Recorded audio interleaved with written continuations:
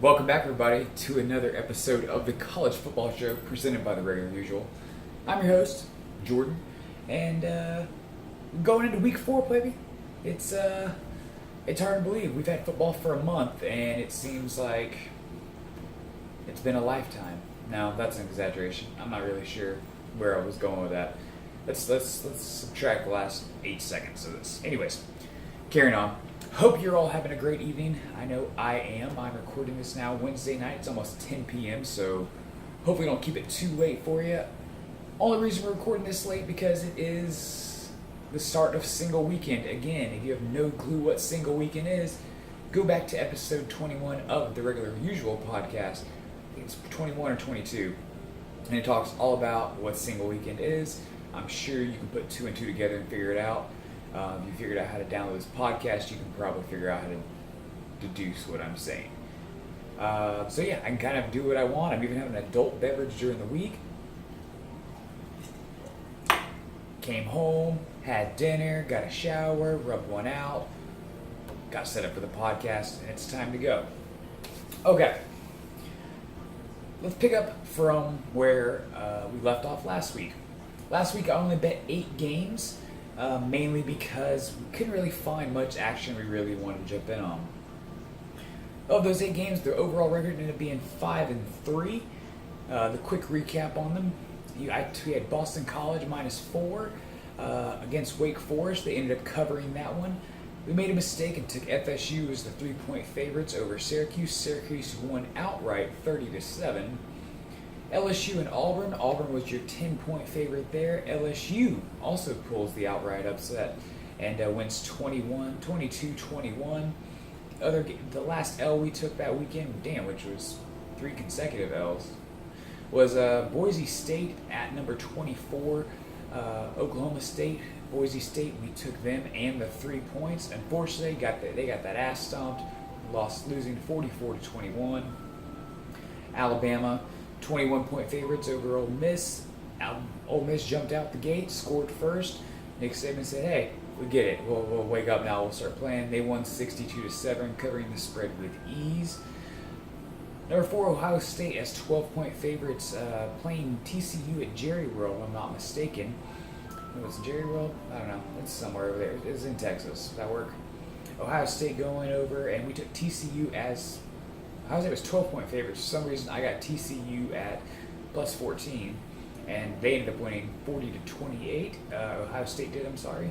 So we covered there just barely. Then USC, 3.5-point underdogs, I'm sorry. On the road at Texas, we took Texas in the 3 points, ended up winning that one mightily handy. Is Texas back? 37-14, and finally out in the Pac-12, we had Washington as 6-point favorites on the road at Utah. We took Washington in the points. They ended up winning 21-7. I know, you probably could have skipped through that one. That was a really bad read of those scores, and I apologize for it. But we got to get through it, I guess. For some reason, I feel like we need to get through that.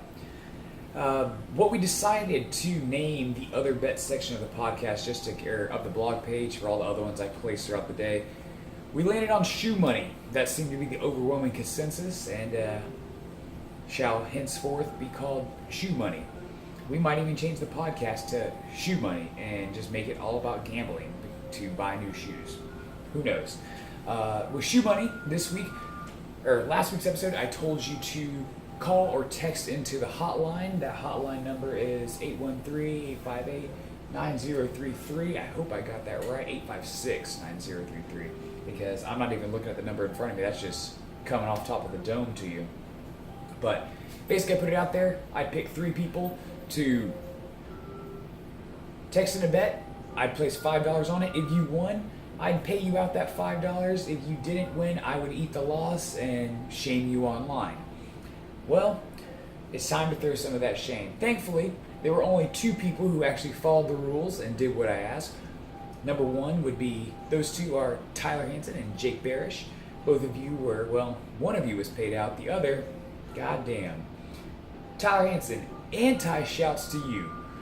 You placed a $5 bet and talked me into placing one as well, and I was down out $10 right from the jump. You talked me into placing Oklahoma 19-point favorites against Iowa State. We watched some of this game at your house, sat on your couch in your living room, and you said, yeah, they got this. They're going to roll. They only won by 10. You fuck. Fuck you, Tyler Hansen. Do you understand me? I unsubscribe. I don't even want you to listen to the podcast anymore. Just turn it the fuck off. Go listen to Joe Rogan and work in your cubicle. I can't.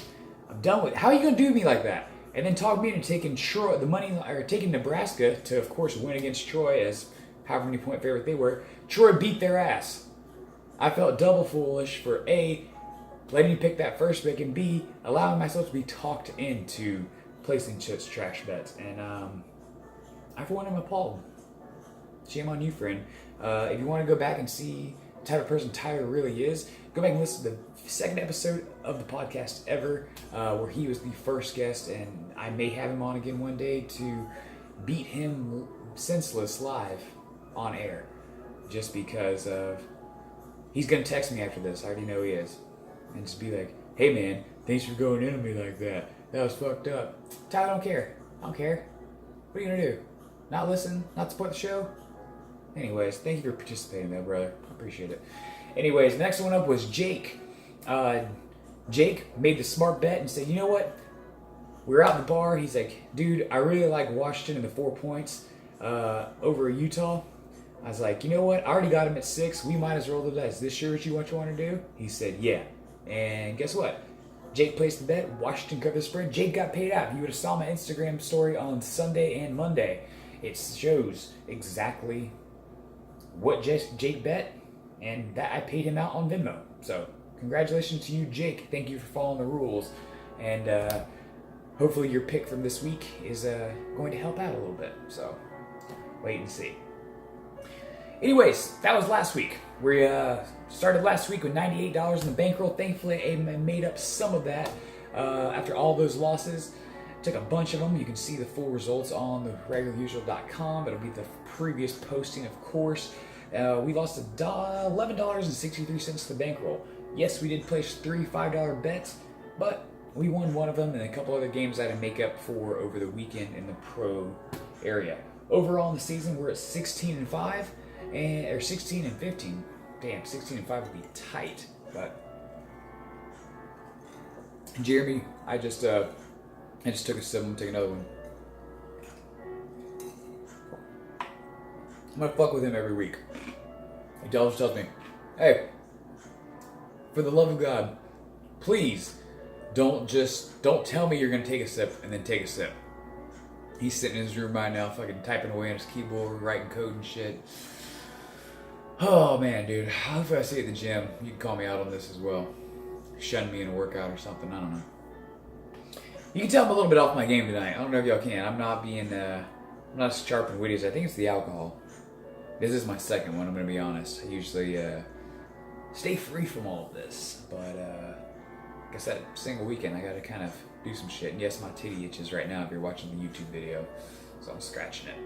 Okay, let's get into this week's game. I think I only have 9 for you this week because that kind of seemed to work out best.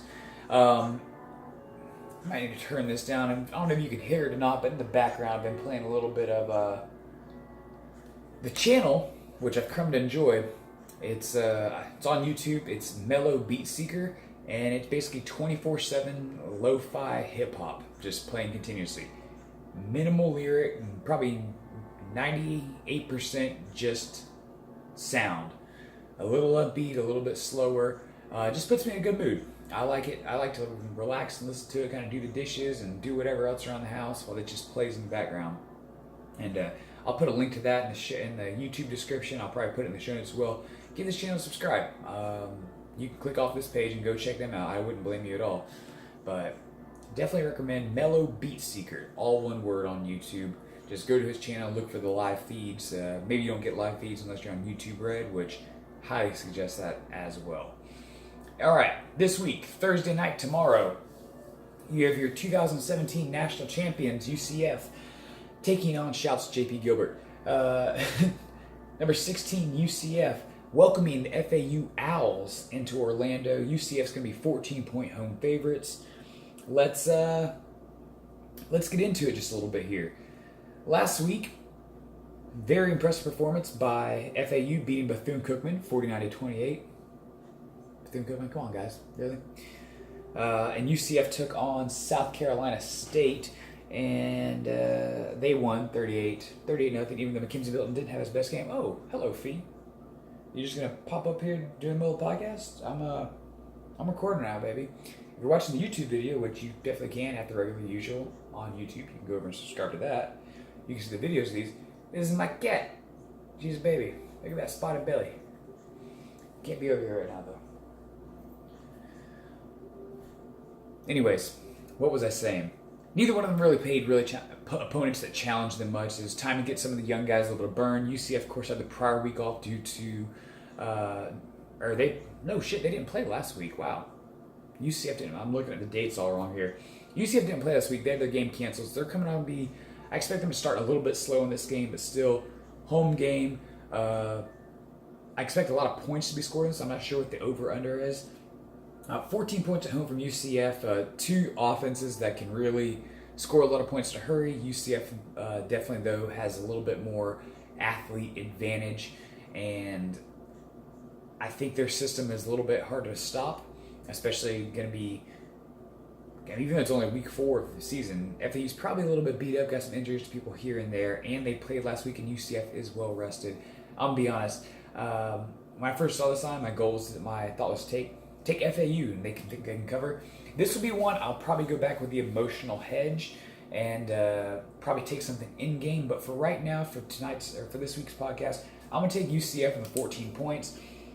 Surprising stops on defense is what makes the difference, and UCF pulls away late in the second half. Jeremy, I'm taking a sip. That was a goddamn gulp. Old-fashioned getting me right now. Okay. Also Friday night, you have Washington State heading out to USC. The Washington State Cougars, 3-0. Even though they're heading to the Coliseum to the recently embarrassed USC Trojans, USC is only 1-2 this year. Yes, they have played 2 quality opponents in Stanford and Texas in back-to-back weeks on the road. So this will be their first game back in the Coliseum since September 1st. They are 0-3 against the spread. Washington State, on the other hand, another team that's 3-0 on the season and 3-0 against the spread. This will be the first test for them. They open the year with Wyoming, winning that game 41-19. Then on to San Diego State, who they blanked, and last week to Eastern Washington, who they ran them up on and covered by 35 points. So definitely, they haven't really faced the competition that they'll see at USC. If I'm not mistaken, year before last, year before last, Washington State actually upset USC. So it'll be interesting this year. They did play spoiler in the past. This was a very a more senior-led team with Washington State. USC is only a little bit younger team, mainly, especially offense with JT Daniels. We talk about him every week. Anyways, USC's going to be 4-point favorites. You could attribute 2 to 3 of those points just for them being at home. But I think I'm going to go Washington State here. Probably to pull the upset on the road. I wouldn't be shocked if this one does go awry for me. But for the sake of this podcast, again, we're going to go Washington State and the 4 points. Next up, we have Nebraska, who is heading out over to the Big House to take on number 19 Michigan. Michigan's going to come into this game as 17-point favorites. And that sounds like a lot, and it is, but that's mainly, I think, because Nebraska is 0-2, losing to Colorado, and then losing to Troy last weekend. Things are not going well in Scott Frost's alma mater. I think maybe he didn't have the depth, especially at quarterback, with Adrian Martinez got hurt basically early in week 2 against Troy, kind of a little bit banged up before against Colorado in week 1. Since then, the backup quarterback hasn't really been able to get the offense moving. Michigan, on the other hand, their only loss this year coming to Notre Dame in a close one. Otherwise, they beat up on Western Michigan and Southern Methodist. 17 points a lot, but it's at home. It's going to be the first game of the day. Probably going to be on ESPN, maybe ABC or something like that. It's going to get a lot of playing time.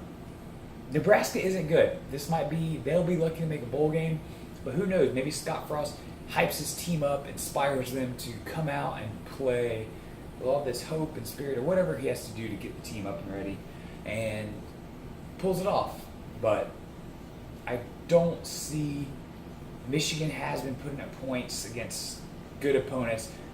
Nebraska is kind of sore. I'm going to be honest. We're going to go with Michigan here. So shouts to the brothers Soko. We are doing Michigan and 17 points. If you want to get in on that, you're going to have to pay me, and I'll place a bet for you. This new week, new deal. And that's how it is. No one else wants to play with me, so got to play with myself. Yes, Fiona's in my lap, so. Next up, another noon game. You have number 2 Georgia heading over to Mizzou, heading to the Tigers of Missouri as 14-point road favorites. So Missouri's getting 14 points at home, 2 scores. I'm honestly surprised they're going to be getting that little. I thought they'd be getting maybe 20 or so, because that's what I see Georgia winning by. Georgia hasn't been challenged all year. We thought they'd be challenged against South Carolina, kind of probably their biggest competition in the East other than Kentucky. Missouri, yes, they put up points. They beat, who is this? Who the fuck is this team? I don't know who this is, who they opened the year with, but then they beat Wyoming. They also beat Purdue in a little bit closer game than people think. Georgia goes in and absolutely embarrasses Missouri here, winning this game by 20 plus. We're going with the Bulldogs to cover the 14 with ease. Next up, probably what I believe game day's heading here. I don't know. It will probably be one of the better games of the weekend. That being said, this is an SEC game. It'll be the first time Jimbo Fisher's going up against Nick Saban since his time at Florida State. It'll be, instead of hitting them once in a blue moon, now he'll be playing him every single year in the SEC West. But Nick Saban takes on his mentor, Nick Saban, and he's going to be getting 26 points on the road in Alabama. Tuscaloosa is going to be rocking number 1 versus number 22. Really like what Kellen Mond's done for Texas A&M. Hasn't thrown any interceptions so far this year. Or I'm sorry, maybe he has. He has thrown some interceptions at Clemson. Otherwise, protected the ball well, run the Aggies offense much better than I thought he would. Then other side, Alabama, of course, has been borderline juggernaut, scoring at least 51 points in all 3 games this year. Offensively, I don't know if... you look back to the Clemson game 2 weeks ago. That was 2 pretty evenly matched teams. Mobile quarterbacks, some... I don't know. Less than ideal quarterback play, but still very good quarterbacking. And Clemson just probably won more on a bullshit world, quote unquote. But the athletes were there; they matched up well. This one, Texas A&M might be a little bit overmatched. Yes, this is just another SEC team. People expect Alabama to just roll through everyone, just on quality of recruits. I'm so sorry, people, for yawning. But just kind of roll through everyone. But the offensive it's really what's kind of making the difference this year. With Tua Tagovailoa, he is, I think I saw a stat this week, he's on 3rd downs. He's 13 for 13 with 8 touchdowns. Yeah, that's I'm going to be very cliche and say that's a cheat code, and you couldn't do that if you tried. Probably on NCAA, Please Come Back, or Madden.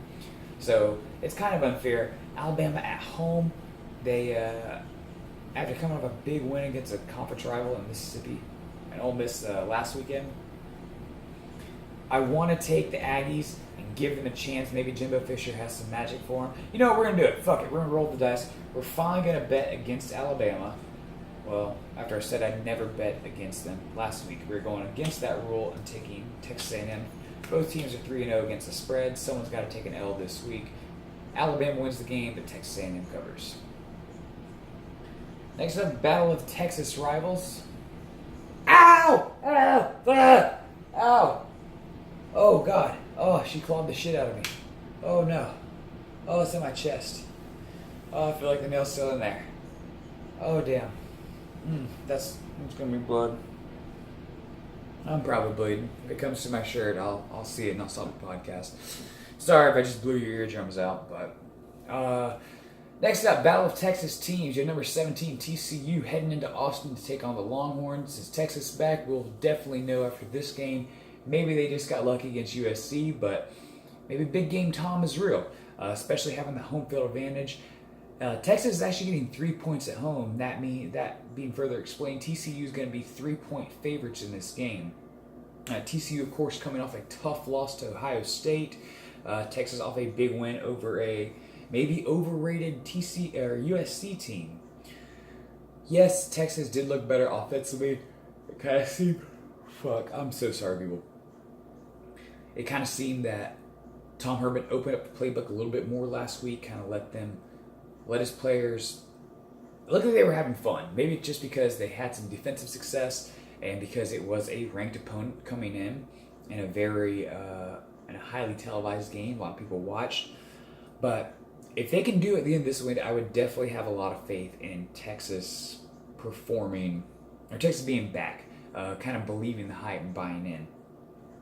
TCU, though, as we saw, they definitely had a disadvantage when it came to athletic capabilities, and that's kind of what hindered them this past week against Ohio State. Ohio State is another school that's just been stocked full of talent these last couple of years since Urban Meyer's been there. So they definitely have the athletes. They have 5 stars who won't even see the field because shit. All I'm doing is yawning. They have 5-star freshmen who won't even see the field here because the person ahead of them is another 5-star recruit. So they were kind of outmatched from the jump. This game here, my heart says take Texas because that's who I want to win. But I think TCU handles business this week. They go into Austin and kind of show that Texas is not back, for lack of a better term. All right.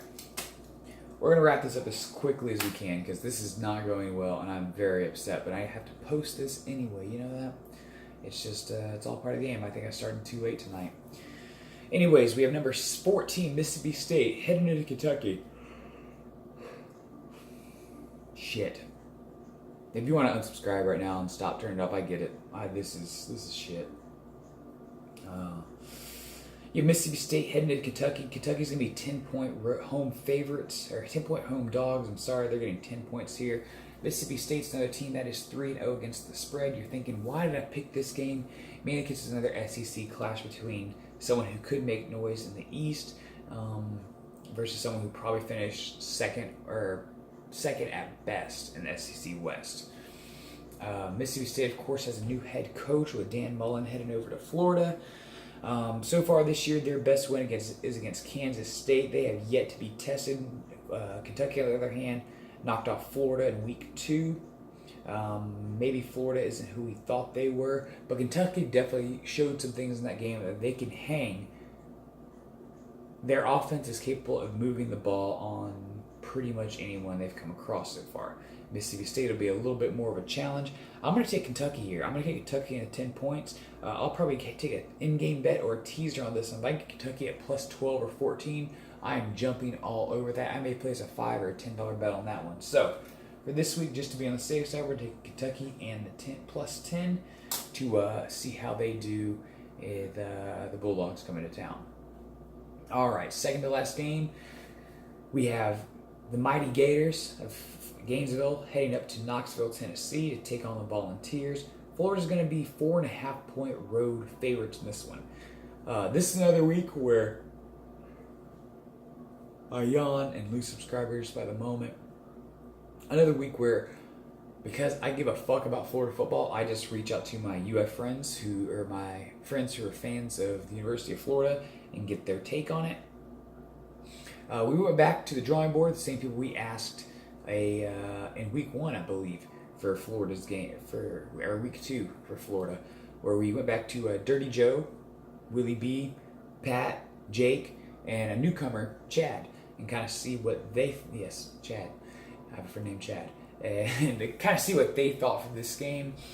Pat was down on the Gators again, saying they have to redeem themselves after letting him down in week 2 and making him look like a fool. Pat, if you didn't know, he's another guest on the podcast. I think it's episode 10 with Patrick McClymont. You can go back and listen to kind of see Pat's ordeal and who he is through that as well. Pat's all over the Gators. Dirty Joe and Willie B both suggested stay away from this game. Don't bet it. I have zero faith in either school. But if you had to pick one, Willie B definitely convinced me more that Florida should go in and cover this game. It's kind of where my head was ahead of time because I think Jeremy Pruitt's a bad coach. Florida wins in Chad's opinion, but he thinks Tennessee covers with a point, and Jake is in the same boat as well. So we have more of a 2-2 with Dirty Joe not really believing in his very own Gators. So that being said, I have to be the difference maker.